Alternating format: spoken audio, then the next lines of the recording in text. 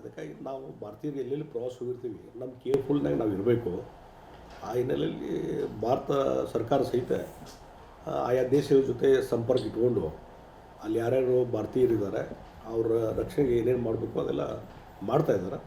ಆದರೂ ನಾವು ಪ್ರವಾಸಕ್ಕೆ ಹೋದಾಗ ನಮ್ಮ ಕೇರ್ಫುಲ್ನಾಗ ನಾವು ಇರಬೇಕು ಅನ್ನುವಂಥದ್ದು ನಾನು ಹೇಳ್ತೀನಿ. ಅದೇ ಕನ್ನಡಿಗರು ಸುರಕ್ಷಿತವಾಗಿ ಬರಬೇಕು ಅನ್ನುವಂಥದ್ದು ನಮ್ಮೆಲ್ಲರ ಆಸೆ. ಬಂದೇ ಬರ್ತಾನೆ ಅಂತ ವಿಶ್ವಾಸದ. ಒಂದು ನಾಳೆ ಯುಗಾದಿ ಹಬ್ಬದ ನಾನು ಮೊಟ್ಟ ಮೊದಲು ಯುಗಾದಿ ಹಬ್ಬದ ಶುಭಾಶಯಗಳನ್ನು ನಾನು ನಾಡಿನ ಜನತೆಗೆ ನಾನು ಶುಭಾಶಯಗಳನ್ನು ಕೋರ್ತಾಯಿದ್ದೇನೆ.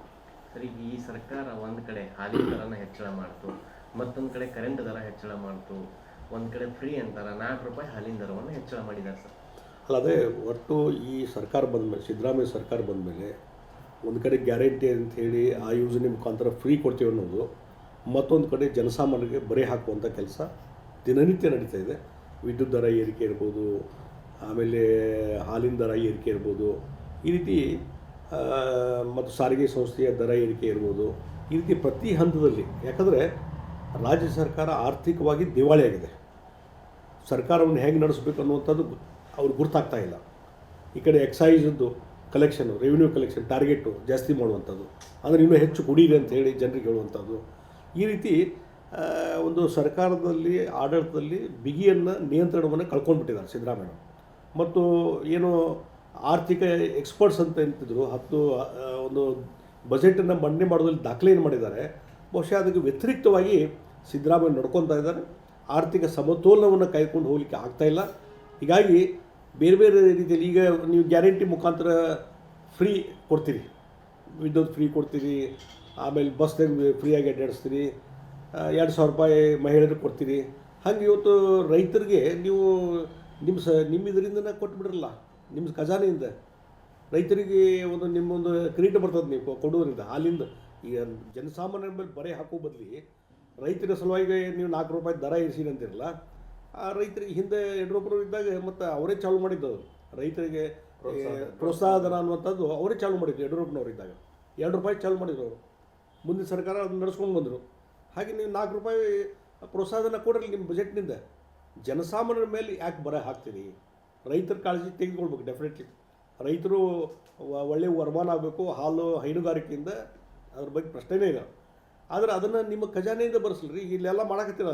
ದರ ಇದರದ್ದು ಬಸ್ ಫ್ರೀ ಕೊಟ್ಟಿದ್ದೀರಿ, ವಿದ್ಯುತ್ ಫ್ರೀ ಕೊಟ್ಟಿದ್ದೀರಿ, ₹2,000 ಕೊಡ್ತಾ ಇದ್ದೀರಿ. ಆಯ್ತು, ಹಂಗಾರೆ ಇದನ್ನೂ ಒಂದು ಮಾಡಿಬಿಡ್ರಲ್ಲ. ಯಾಕೆ ಇದನ್ನು ಬಿಟ್ಟು ಜನಸಾಮಾನ್ಯರಿಗೆ ತೊಂದರೆ ಕೊಡುವಂಥ ಕೆಲಸ ಇವತ್ತು ರಾಜ್ಯ ಸರ್ಕಾರ ಮಾಡ್ತಾಯಿದೆ. ಆ ಹಿನ್ನೆಲೆಯಲ್ಲಿ ಇದು ಭಾಳ ದೊಡ್ಡದಾದಂಥದ್ದು ಒಂದು ಹೊಡೆತ ಜನಸಾಮಾನ್ಯರಿಗೆ. ಇದರಿಂದ ಸಿಲುಕಿ ಒದ್ದಾಡ್ತಾ ಇದ್ದಾನೆ. ಅದಕ್ಕೆ ಇದನ್ನು ಭಾರತೀಯ ಜನತಾ ಪಾರ್ಟಿ ಎಲ್ಲ ಕಡೆ ಇದನ್ನು ಪ್ರೊಟೆಸ್ಟ್ ಮಾಡ್ತದೆ. ತಕ್ಷಣ ಈ ಬೆಲೆ ಏರಿಕೆ ಅನ್ನುವಂಥದ್ದನ್ನು ವಾಪಸ್ ತೆಗೆದುಕೊಂಡ್ರೆ ಅಥವಾ ನಿಮ್ಮ ಖಜಾನೆಯಿಂದ ಭರಣ ಮಾಡಿ, ಜನಸಾಮಾನ್ಯರ ಮೇಲೆ ಇದ್ರ ಬಗ್ಗೆ ಭಾರ ಹಾಕಬೇಡ್ರಿ ಅಂತ ಹೇಳ್ತೇನೆ. ಸರ್, ಈಗ ಯತ್ನಾಳ್ ಅವ್ರಿಗೆ ಒಂದು ಏನು ಈಗ ಶಿಸ್ತು ಕ್ರಮ ಆಯ್ತು ಅವ್ರ ಮೇಲೆ, ಈಗ ಅವ್ರ ಪರವಾಗಿ ಅದನ್ನು ವಾಪಸ್ ತಗೋಬೇಕಂತೇಳಿ ಒಂದಿಷ್ಟು ನೋಡೋಣ ಏನೇನು ನಡೀತದೆ. ಈಗ ನಾವೊಂದು ರಾಷ್ಟ್ರೀಯ ಪಕ್ಷದಲ್ಲಿದ್ದೇವೆ. ಆ ಡಿಸಿಪ್ಲಿನ್ದಲ್ಲಿ ನಾವು ಹೋಗಬೇಕಾಗಿದೆ. ಮತ್ತು ವರಿಷ್ಠರು ಮನಸ್ಸು ಮಾಡಿ ವಾಪಸ್ ತಗೊಳ್ಳಿ, ಅದು ಅವ್ರಿಗೆ ಬಿಟ್ಟಂಥ ವಿಚಾರ. ಪಕ್ಷಕ್ಕೇನು ಲಾಸ್ ಆಗುತ್ತೆ ನೋಡ್ರಿ, ಇದು ಈ ಬಗ್ಗೆ ನಾನು ಭಾಳ ವಿಶ್ಲೇಷಣೆ ಮಾಡಲಿಕ್ಕೆ ಹೋದಿಲ್ಲ. ಏನಾಗುತ್ತೆ ನೋಡು, ವರಿಷ್ಠರು ಎಲ್ಲವನ್ನು ತೆಗೆದುಕೊಂಡು ನೋಡ್ಕೊಂಡು ತೀರ್ಮಾನ ತಗೊಂಡಿರ್ತಾರೆ. ಹೀಗಾಗಿ ಮತ್ತು ಎಲ್ಲರೂ ಒಗ್ಗಟ್ಟಿನಿಂದ ಹೋಗ್ಬೇಕು ಅನ್ನುವಂಥದ್ದು ನಮ್ಮದೊಂದು ಆಸೆ. ನನ್ನ ವೈಯಕ್ತಿಕವಾಗಿ ಎಲ್ಲರೂ ಕೂಡಿಕೊಂಡು ಪಕ್ಷವನ್ನು ಕಟ್ಟಬೇಕು, ಪಕ್ಷ ಇನ್ನೂ ಎಷ್ಟು ಬಲಾಢ್ಯ ಆಗಬೇಕನ್ನೋ ನಮ್ಮದೆಲ್ಲ ಆಸೆ. ಅದಕ್ಕೆಲ್ಲ ಅವಕಾಶವನ್ನು ಅವ್ರು ಕೊಟ್ಟರು. ಅದಾದಮೇಲೆ ಹಿಂಗಾಗಿದೆ. ಅದಕ್ಕೆ ಅದನ್ನು ಮರುಪರಿಶೀಲನೆ ಮಾಡುವಂಥದ್ದು, ಮತ್ತೊಂದು ಅದ್ರ ಇಂಪ್ಯಾಕ್ಟು, ಈಗ ಇವೆಲ್ಲ ವರಿಷ್ಠರು ನೋಡ್ತಿರ್ತಾರೆ. ಅವನ್ನೆಲ್ಲ ನೋಡಿಕೊಂಡು ಮುಂದೆ ನಿರ್ಧಾರ ಕೈಗೊಂಡು ರಿಯಾಕ್ಟ್ ಮಾಡಿದ್ದಾರೆ ಸರ್. ನಾನು ಯಾವುದೇ ಹೊಸ ಪಕ್ಷ ಕಟ್ಟಲ್ಲ, ಏನಿಲ್ಲ, ನಾನು ಅದಕ್ಕೆ ಅದ್ರ ಬಗ್ಗೆ ನಾನು ಹೆಚ್ಚು ಚರ್ಚೆಗೆ ಹೋಗೋದೇ ಇಲ್ಲ. ಈಗ ಅವರೇ ಹೇಳಿಕೆ ಮತ್ತೊಂದಕ್ಕೆ ನಾನು ಕಮೆಂಟ್ ಮಾಡಲಿಕ್ಕೆ ಪಂಚಮಸಾಲಿ ಸ್ವಾಮೀಜಿಗಳು ಅವ್ರ ಪರವಾಗಿ ಇದು ಮಾಡ್ತಾರೆ, ಅದ್ರ ಬಗ್ಗೆ ಅಂತ ಹೇಳಿದ್ದಾರೆ. ಅದಕ್ಕೆ ವರಿಷ್ಠರು ಎಲ್ಲ ಗಮನ ಹರಿಸಿದ್ದಾರೆ, ಸಮಾಜ ನೋಡ್ತಾ ಇದ್ದಾರೆ ಅಷ್ಟೇ. ಇನ್ನೊಂದು ಕಡೆ ಸರ್, ಈ ಸೋಮಶೇಖರ್ ಆಗಲಿ ಹೆಬ್ಬಾರ್ ಆಗಲಿ ಪಕ್ಷದ ಒಳಗೆ ಇದ್ಕೊಂಡೇ ಪಕ್ಷ ವಿರೋಧಿ ಹೇಳಿಕೆಗಳನ್ನು ಕೊಡ್ತಿದ್ದಾರೆ ಸರ್. ಅದಕ್ಕೆ ಮತ್ತೆ ಈಗ ನೋಟಿಸ್ ಕೊಟ್ಟಿದ್ದಾರಲ್ಲ, ಮುಂದಿನ ಕ್ರಮ ತೆಗೆದುಕೊಂಡು we have to wait. Renukacharya ಮತ್ತಿತರರು ಹರೀಶ್ ಅವ್ರಿಗೂ ಕೊಟ್ಟಿದ್ದಾರೆ. ಅದಕ್ಕೆ ಎಲ್ಲ ನಾವೊಂದು ಇನ್ನೂ ಹಲವಾರು ಬಾರಿ ಹೇಳಿದ್ದೀನಿ, ವರಿಷ್ಠರು ಎಲ್ಲವನ್ನು ಗಮನ ಹರಿಸ್ತಾರೆ. ಯಾವುದೇ ಸಮಯ ಬಂದಾಗ ಅದ್ರ ಬಗ್ಗೆ ಕ್ರಮ ಕೈಗೊಂತಾರೆ ಅಷ್ಟೇ. ಬಟ್ ಲೇಟ್ ಆಯ್ತು ಅಂತ ಅನ್ಸುತ್ತೆ ಯತ್ನಾಳ್ ವಿಚಾರ. ನೋಡ್ರಿ, ಒಂದು ನಮ್ಮ ಹೈಕಮಾಂಡು ಈಗ ಭಾಳ ಒಂದು ಜಾಣತನದಿಂದ ಪ್ರದರ್ಶನ ಮಾಡ್ತಾಯಿದೆ. ಅವರದೇ ಅವ್ರದ್ದು ಲೆಕ್ಕಾಚಾರ ಇರ್ತದೆ, ಅದ್ರ ಮೇಲೆ ಮಾಡಿದ್ದಾರೆ. ನೋಡ್ರಿ ಏನು ಕೆಲವರು ಮತ್ತು ನೋಡ್ರಿ ಈಗ ನೋಡ್ರಿ ಯಾಕೆ ಹೈಕಮಾಂಡ್ ಜಾಣತನದ ನಿರ್ಧಾರಗಳು ಯಾಕೆ ಕೈಕೊಂತಾರೆ ಅಂತ ಹೇಳಿದರೆ ಇವತ್ತು ಪ್ರತಿಯೊಂದು ರಾಜ್ಯದಲ್ಲಿ ಈಗ ಅಣ್ಣಾ ಡಿ ಎಮ್ ಕೆ ಕೂಡ ಅಲಯನ್ಸ್ ಮುರಿದು ಬಿತ್ತು. ಈಗ ಮತ್ತು ಅಣ್ಣಾ ಡಿ ಎಮ್ ಕೂಡ ಅಲಯನ್ಸ್ ಮುಂದುವರಿಯುವಂಥ ಒಂದು ಪ್ರಯತ್ನ ನಡೀತಾ ಇದೆಯಲ್ಲ, ಅದಕ್ಕೆ ಜಾಣ್ಮೆಯ ಕ್ರಮಗಳನ್ನು ಈ ಕಾಂಗ್ರೆಸ್ ಪರಿಸ್ಥಿತಿ ಏನಾಗಿದೆ ಪರಿಸ್ಥಿತಿ ಕಾಂಗ್ರೆಸ್ಸದ್ದು ಪೂರ್ತಿ ಡೌನ್ ಅಂತಿದೆ, ಪೂರ್ತಿ ನೆಲಸಮ ಆಗ್ತಾ ಇದೆ. ಇನ್ನೊಂದು 2-3 ರಾಜ್ಯದಲ್ಲಿ ಉಳಿದಾವೆ ಅಷ್ಟೇ, ತೆಲಂಗಾಣ ಮತ್ತು ಕರ್ನಾಟಕ ಇನ್ನೊಂದು ರಾಜ್ಯದಲ್ಲಿ ಇದೆ. ಯಾವಾಗ ಏನಾಗ್ತದೆ ಹೇಳಕ್ಕೆ ಕಾಂಗ್ರೆಸ್ಸದ್ದು. ಈಗ ಭಾರತೀಯ ಜನತಾ ಪಾರ್ಟಿ ಮೆಜಾರಿಟಿ ರಾಜ್ಯದಲ್ಲಿ ಬಹುತೇಕ ರಾಜ್ಯಗಳಲ್ಲಿ ಭಾರತೀಯ ಜನತಾ ಪಾರ್ಟಿ ಅಥವಾ ಅಲಯನ್ಸ್ ಪಾರ್ಟಿ ಸರ್ಕಾರ ನಡೆಸ್ತದೆ. ಈಗ ಬರುವಂಥ ದಿವಸಗಳಲ್ಲಿ ಬಿಹಾರದಲ್ಲಿ ಮತ್ತೊಮ್ಮೆ ಅಧಿಕಾರಕ್ಕೆ ಬರ್ತೀವಿ, ಆಮೇಲೆ ತಮಿಳುನಾಡು ಇದೆ, ವೆಸ್ಟ್ ಬೆಂಗಾಲ್ ಇದೆ. ಎಲ್ಲಿವರೆಗೆ ಹೇಳಿದ್ರೆ ವೆಸ್ಟ್ ಬೆಂಗಾಲದಲ್ಲಿ ಭಾರತೀಯ ಜನತಾ ಪಾರ್ಟಿ ಸಲ ಅಧಿಕಾರಕ್ಕೆ ಬರ್ತದೆ ಅನ್ನುವಂಥದ್ದು ಅಲ್ಲಿ ಲೋಕಸಭಾ ಸದಸ್ಯರು. ನಾನಲ್ಲಿ ಪಾರ್ಲಿಮೆಂಟ್ಲಿದ್ದಾಗ ಅಲ್ಲಿ ವೆಸ್ಟ್ ಬೆಂಗಾಲದ MP ಗಳು ಸಿಕ್ಕಾಗ ಅವ್ರು ಕೂಡ ಮಾತಾಡಿದಾಗ ಅವ್ರು ಹೇಳ್ತಾರೆ ಈ ಸಲ ಭಾರತೀಯ ಜನತಾ ಪಾರ್ಟಿ ಅಧಿಕಾರಕ್ಕೆ ಬರ್ತದೆ ಅಂತೇಳಿ ವೆಸ್ಟ್ ಬೆಂಗಾಲ್ದಾಗ. ಅಂದರೆ ಈ ಜಾಣ್ಮೆಯ ನಿರ್ಧಾರಗಳನ್ನು ಕೈಗೊಂಡಿದ್ದರಿಂದ ಹೈಕಮಾಂಡು ಇವತ್ತು ಎಲ್ಲ ರಾಜ್ಯಗಳಲ್ಲಿ ನಾವು ಅಧಿಕಾರಕ್ಕೆ ಬರ್ತಾ ಇದ್ದೇವೆ ಮತ್ತು ಉತ್ತಮ ಆಡಳಿತ ಕೊಡ್ತಾ ಇದ್ದೇವೆ. ದಿಲ್ಲಿಯಲ್ಲಿ ಕೇಂದ್ರ ಸರ್ಕಾರ ಇವೆಲ್ಲ ಇಂಪ್ಯಾಕ್ಟ್ ಆಗಿ ಆಗ್ತಾವೆ ಚುನಾವಣೆಯಲ್ಲಿ. ಅವರು ಸನ್ನೆ JM ಸಿದ್ದೇಶ್ವರ ಮೇಲೆ ಸಭೆ ಆಗಿದೆ. ರಮೇಶ್ ಜಾರಕಿಹೊಳಿ ಎಲ್ಲ ನಾಯಕರು ಯತ್ನಾಳ್ ಅವ್ರನ್ನ ಶತಾಯುತವಾಗಿ ಪಕ್ಷಕ್ಕೆ ಕರೀತಿರೋದು. ಇನ್ನೊಂದು ಕಡೆ ಹರೀಶ್ ಹೇಳ್ತಾರೆ ರಾಜ್ಯಾಧ್ಯಕ್ಷ ಬದಲಾವಣೆ ಆಗೋದು ಶತಸಿದ್ಧ ಆಗಲೇಬೇಕು. ನನಗೆ ಅದ್ರ ಬಗ್ಗೆ ನಾನು ಹೆಚ್ಚು ಚರ್ಚೆನ ಮಾಡಲಿಕ್ಕೆ ಹೋಗೋದಿಲ್ಲ. ಈಗ ಒಬ್ಬರು ಅಧ್ಯಕ್ಷ ಇದ್ದಾರೆ, ಆ ಪೋಸ್ಟಿನ ಖಾಲಿ ಇಲ್ಲ, ಮುಂದೆ ಚುನಾವಣೆ ಆಗಬೇಕಾಗಿದೆ. ವರಿಷ್ಠರು ಏನು ನಿರ್ಧಾರ, ಎಲ್ಲ ವರಿಷ್ಠರ ನಿರ್ಧಾರ ಮೇಲೆ ನಡೆಯುವಂಥದ್ದು. ಅದಕ್ಕೆ ಇವಾಗ ಜಗದೀಶ್ ಶೆಟ್ಟರ್ ನಾ ಏನೇ ಹೇಳಿದ್ರು ಅದ್ರದ್ದು ಪರಿಣಾಮ ಏನಿರೋದಿಲ್ಲ. ವರಿಷ್ಠರು ತಮ್ಮದೇ ಆದಂಥ ನಿರ್ಧಾರ ಇರ್ಬೋದು, ಅವ್ರು ತಮ್ಮದೇ ಆದಂಥ ರೀತಿಯಲ್ಲಿ ನಿರ್ಧಾರಗಳು ಕೈಗೊಳ್ತಾರೆ. ಅದಕ್ಕೆ ಅವ್ರಿಗೆ ಬಿಟ್ಟಂಥ ವಿಚಾರ. ಈಗ ಜಾರಕಿಹೊಳಿ ಅವರು ಕುಮಾರಸ್ವಾಮಿ ಅವರನ್ನು ಭೇಟಿಯಾಗ ರಾಜ್ಯ ರಾಜಕಾರಣದಲ್ಲಿ ಬಹಳ ಚರ್ಚೆ ಆಗಿದೆ. ನೋಡ್ರಿ, ಒಬ್ಬರ PW ಮಿನಿಸ್ಟರ್ ಅವರು ಕೇಂದ್ರ ಸಚಿವರನ್ನು ಭೇಟಿಯಾಗೋದು ಸಹಜ. ನಾನು ಹಿಂದೆ RDP ಮಿನಿಸ್ಟರ್ ಇದ್ದಾಗ, ರೆವಿನ್ಯೂ ಮಿನಿಸ್ಟರ್ ಇದ್ದಾಗ, ಆವತ್ತು UPA ಸರ್ಕಾರ ಇತ್ತು. UPA ಸರ್ಕಾರದಲ್ಲಿದ್ದಾಗ ಅಲ್ಲಿ ಕೇಂದ್ರ ಸಚಿವರನ್ನ ಭೇಟಿ ಬರ್ತಿದ್ದೆ. ಬೇರೆ ಬೇರೆ ನಮ್ಮ ಕಾರ್ಯಕ್ರಮ, ಮತ್ತೊಂದು ಯೋಜನೆ ಅಥವಾ ಫೈಲ್ಗಳ ಮೂವ್ಮೆಂಟ್ ಸಲುವಾಗಿ ನಾನು ಅವಾಗ ಭೇಟಿಯಾಗಿದ್ದೆ UPA ಸರ್ಕಾರದಲ್ಲಿ. ಇವನ್ ಪ್ರೈಮ್ ಮಿನಿಸ್ಟರ್ ಮನಮೋಹನ್ ಸಿಂಗ್ ಅವರು ಭೇಟಿಯಾಗಿದ್ದು ನಾನು ಒಬ್ಬ ಮುಖ್ಯಮಂತ್ರಿ ಇದ್ದಾಗ, ಅಥವಾ RDP ಮಿನಿಸ್ಟರ್ ಇದ್ದಾಗ, ರೆವಿನ್ಯೂ ಮಿನಿಸ್ಟರ್ ಇದ್ದಾಗ. ಇದು ಸಹಜವಾದಂಥ ಪ್ರೊಸೆಸ್ ಇದು. ಅದಕ್ಕೆ ಅದನ್ನು ನಾವು ರಾಜಕೀಯ ಹಿನ್ನೆಲೆಯಿಂದ ಅವ್ರು ಭೇಟಿಯಾಗಿದ್ದಾರೆ ಅಂತ ನಾವು ಅನ್ನಲಿಕ್ಕೆ ಬರೋದಿಲ್ಲ. ಕುಮಾರಸ್ವಾಮಿ ಒಬ್ಬರು ಕ್ಯಾಬಿನೆಟ್ ಮಿನಿಸ್ಟರ್, ಹೀಗಾಗಿ ಅವ್ರು ಭೇಟಿಯಾಗಿದ್ದು ಸಹಜ ನ್ಯಾಚುರಲ್ ಪ್ರೊಸೆಸ್. ಜೊತೆಗೆ ದೇವೇಗೌಡರನ್ನು ಭೇಟಿಯಾಗಿದ್ದಾರೆ. ದೇವೇಗೌಡರು ಹಿರಿಯ ನಾಯಕರು. ನಾನು ದೇವೇಗೌಡರು ನಡಕ್ಕೆ ಭೇಟಿಯಾಗಿದ್ದೆ ಪಾರ್ಲಿಮೆಂಟ್ನಲ್ಲಿ. ಅದು ಫೋಟೋನ ಹಾಕೊಂಡಿಲ್ಲ ಅಷ್ಟೇ, ಅದರಾಗಿ ತಪ್ಪಿದೆ. ಅವ್ರು ಹಿರಿಯ ರಾಜಕಾರಣಿಗಳು ದೇವೇಗೌಡರು. ಸದ್ಯದ ಬೆಳವಣಿಗೆ, ಯಾಕಂದ್ರೆ ಈಗ ಹನಿ ಟ್ರ್ಯಾಪ್ ವಿಚಾರ ಇರ್ಬೋದು, ಇವೆಲ್ಲ ಬೆಳವಣಿಗೆಗಳ ನಂತರ ಭೇಟಿಯಾಗಿರೋದು ಅತ್ಯಂತ ಅಲ್ಲ, ಅದಕ್ಕೆ ನಾವು ಒಂದು ಹೇಳ್ತೀನಿ, ಓವರಾಲ್ ಕರ್ನಾಟಕ ರಾಜ್ಯ ಕಾಂಗ್ರೆಸ್ನಲ್ಲಿ ಎಲ್ಲೂ ಸರಿ ಇಲ್ಲ. ಇನ್ ಫೈಟಿಂಗ್ ಜೋರು ನಡೀತಾ ಇದೆ. ಪ್ರಾಕ್ಸಿ ವಾರ್, ತಮ್ಮ ಕ್ಲೋಸ್ ಇದ್ದಂಥ ಶಾಸಕರು, ಕ್ಲೋಸ್ ಇದ್ದಂಥ ಸಚಿವರ ಮುಖಾಂತರ, ಅವ್ರ ಮುಖಾಂತರ ಹೇಳಿಕೆಗಳು ಕೊಡುವಂಥದ್ದು, ಅವ್ರ ಮುಖಾಂತರ ಆ್ಯಕ್ಟಿವಿಟೀಸ್ ಮಾಡುವಂಥದ್ದು ಇದು ಸಹಜವಾಗಿ ನಡೀತಾ ಇದೆ. ಇದು ಇನ್ ಫೈಟಿಂಗ್ ಕಾಂಗ್ರೆಸ್ನಲ್ಲಿ ಅಂತ. ಮುಖ್ಯಮಂತ್ರಿ ಸಿದ್ದರಾಮಯ್ಯ ಮುಂದುವರಿಬೇಕೋ ಬೇಡ, DK ಶಿವಕುಮಾರ್ ಮುಂದಿನ ಮುಖ್ಯಮಂತ್ರಿ ಆಗಬೇಕೋ ಬೇಡ, ಇದು ನಡೆಯೋದು. ಅಥವಾ ಇವರು ಇಬ್ಬರು ಬೇಡ ಅಂತ ಮತ್ತೊಬ್ರು ಯಾರು ಆಗಬೇಕು ಅನ್ನುವಂಥದ್ದು ನಡೀತಾ ಇದೆ.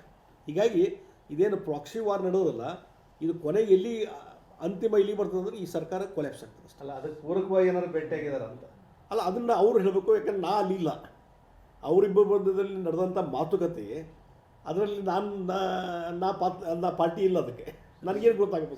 ಒಂದು CM ಹಿಂದಿಂತು ರಾಜನಿಗೆ ಸತೀಶ್ ಜಾರಕಿಹೊಳಿ ಬಿಟ್ಟು ಈ ರೀತಿ ಮಾಡ್ತಾ ಇದ್ದಾರೆ.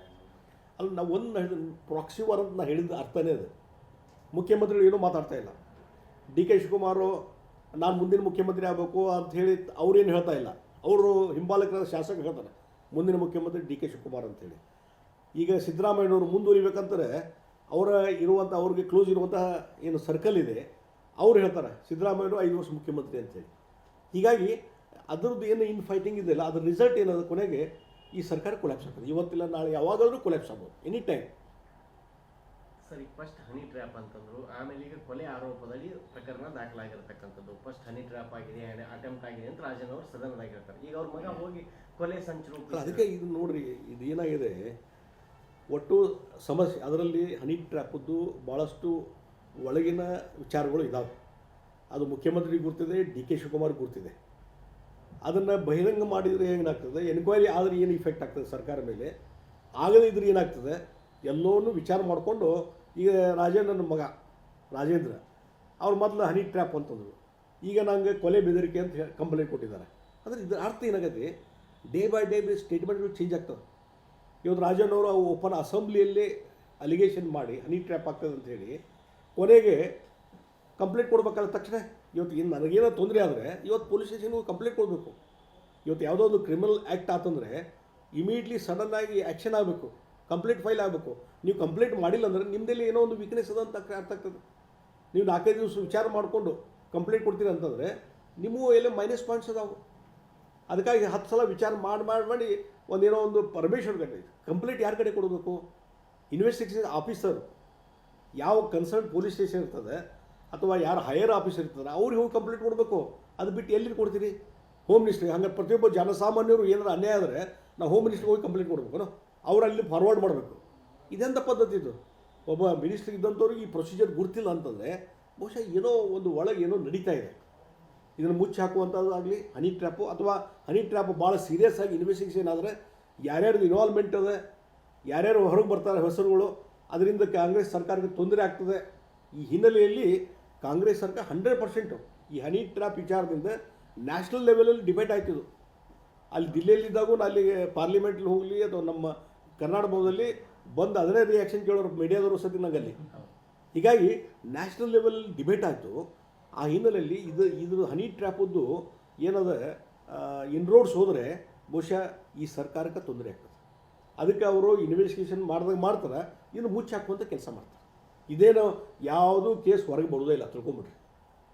ಮತ್ತು ಹಿಂದಕ್ಕೆಲ್ಲ ಹಿಂದಕ್ಕೆ ಯಾವ್ಯಾವ ಹನಿ ಟ್ರ್ಯಾಪದ್ದು ಆಗ್ಯಾವಲ್ಲ, ಯಾವ ಹೊರಗೆ ಬಂದವನು ಆ ಸಂತ್ರಸ್ತ ಮಹಿಳೆಯರು ಯಾರು ಹೆಸರು ಹೊರಗೆ ಬಂದು ಅಥವಾ ಅವ್ರ ಕಂಪ್ಲೇಂಟ್ ಮುಂದುವರಿಸಿ ಯಾರಿಗೆ ಶಿಕ್ಷೆ ದಂಡ ಜೈಲುವಾಸ ಆತನು ಇಲ್ಲ. ಇದನ್ನು ಹಂಗೆ ಮುಚ್ಚಿ ಹಾಕ್ತಾರೆ ಅಷ್ಟೇ. ಸರ್, ಓವರಾಲ್ ಇದು DK ವೀಕ್ ಮಾಡಲಿಕ್ಕೆ ಮಾಡ್ತಿದ್ದಾರೆ ಅಂತ ನಾ ಹೇಳಿದ್ರೆ DK ಅವರು ವೀಕ್ ಆಗ್ತಾರೋ ಸಿದ್ದರಾಮಯ್ಯ ವೀಕ್ ಆಗ್ತಾರೋ, ಇಬ್ಬರಿಗೇನು ವಾರ್ ನಡೀತಾ ಇದೆ. ಅಧಿಕಾರದ ಸಲುವಾಗಿ ಇಬ್ಬರ ನಡುವೆ ವಾರ್ ನಡೀತಾ ಇದೆ.